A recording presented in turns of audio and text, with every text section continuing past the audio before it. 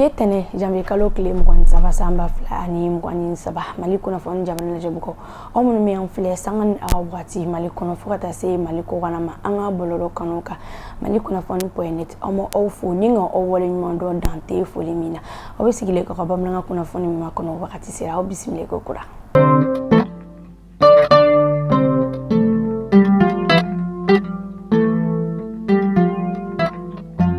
fondamla sabi aka doka fo ko jien seleke nani tomba nimbela jene ko amako Nations Unies aka nyebla dantke sebelo ko nana ayira ka 70 ko femi minisma awako atina sika ka baraw uluke a nyema ni doma fara aka chedon ulu ake o konga aka donka fo ko anyema no ye Antonio Guterres ko o chokeleno femi minisma ko ni a besika ayere samaka bo walma kaka bara ulu yelema ka ke deme kerenkereni ka nyeshi politiki tabulu uluma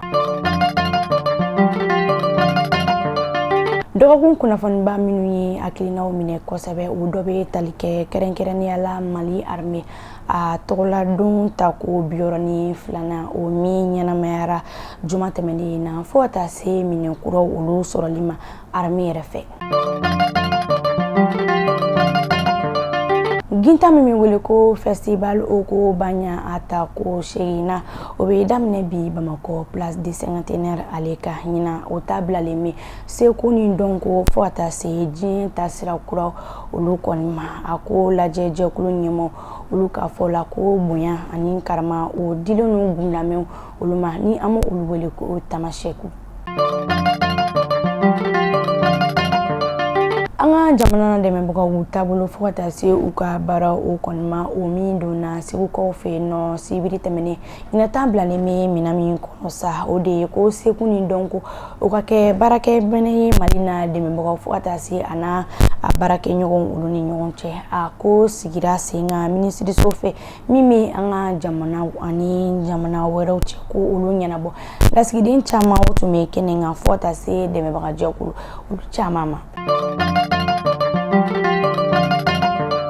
amebi kibaru datuni katika kwa kuna foni akadoka foko katika ofeno femi demisendo a shibita se santan nani ake o konma binkera aka kamele nani o konfe femi muso budum ani deme oluka nyeta ministry so yaira ka foko korotum traure o de den toy awlela ninga anegen kamele nani konfe uye doroku ninga olude kondama kasoroku umako nye ala femi ni din ko folenyi akoni fatura juma temenina amido ke alaka lara sonsumani funa kenini